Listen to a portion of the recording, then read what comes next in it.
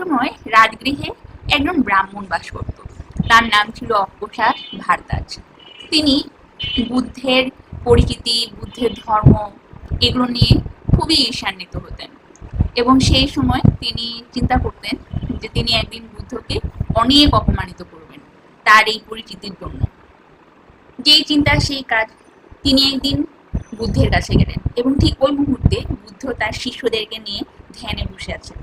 সেই ভারদ্বাজ বুদ্ধকে উদ্দেশ্য করে বলছে সে তার ধর্ম, তার ত্যাগ, তারপরে সে যে আরো ভালো কাজগুলো করেছে সেইগুলো নিয়ে সে ভীষণ রাগ করছে যে তুমি এগুলো কেন করেছো, তুমি এই মানুষকে কেন ধর্ম শিক্ষা দাও, এটা নিয়ে রাগ করছিল এবং সে ক্রমেই রাগান্বিত এবং উত্তেজিত হয়ে যাচ্ছিল।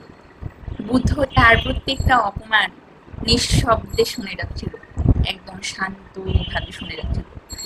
এরকম করে শুনতে শুনতে ভারদ্বাজ অনেকটাই অবাক হয়ে যায় যে বুদ্ধদেব একদম নিষ্ঠুর হয়ে আছে, সে কোনো রিয়াকশনই দেখাচ্ছে না। তখন সে প্রশ্ন করে বসে বুদ্ধকে যে আপনি কি বোবা নাকি কানে শুনেন না? আমি আপনাকে এত গালিগালাজ করছি, এত রাগ দেখাচ্ছি, আপনি কেন চুপ হয়ে আছেন? এটা আমাকে আরো বেশি রাগান্বিত করছে। তখন বুদ্ধদেব তাকে একটা প্রশ্ন করল, তাকে জিজ্ঞেস করলো, আচ্ছা তোমার বাসায় কি কখনো অতিথি আসে? তখন ভারদ্বাজ বলল, জি আসে তো। তারপর বুদ্ধদেব আবার প্রশ্ন করলো, তুমি কি তাদেরকে কোনো উপহার অথবা কোনো খাদ্য তাদেরকে তুমি আপ্যায়ন করো, দাও?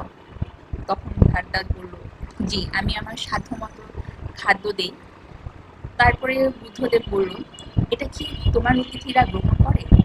তখন ভারদ্বাজ বলল, জি তারা অবশ্যই এটা গ্রহণ করে। তখন বুদ্ধ একটা জরুরি প্রশ্ন করে বসলো। সে তখন বলছে, যদি এমন হতো যে অতিথিরা তোমার খাদ্যকে গ্রহণ করলো না বা তোমার উপহারকে গ্রহণ করতে গিয়ে অস্বীকার করলো, তখন কি হতো? তখন ভারদ্বাজ বলল, সেটা তখন আমার কাছেই রয়ে যেত, আমার কাছেই থাকতো। তো তখন বুদ্ধ বলল, জি ঠিক এমনি তুমি এতক্ষণ যেভাবে আমাকে গালিগালাজগুলো করছিলে আমি এটা গ্রহণ করিনি, এটা তোমার কাছেই রয়েছিল। তখন ভারদ্বাজ এইটা বুঝতে পারলো যে সে যতই নেতিবাচক প্রভাব ফেলাতে চাক না কেন, কেউ যদি সেটা গ্রহণ না করে সেটা তার উপরে খুব একটা প্রভাব বিস্তার করে না, সে রাগান্বিত হয় না, উত্তেজিত হয় না। তো আজকাল আমাদের সামনে পিছনে বা যেই যেখানেই থাকি না কেন, রাগ নিয়ন্ত্রণ করার মতো হচ্ছে যে মানসিক শক্তি যার আছে সে জিতে দেয় জীবনে।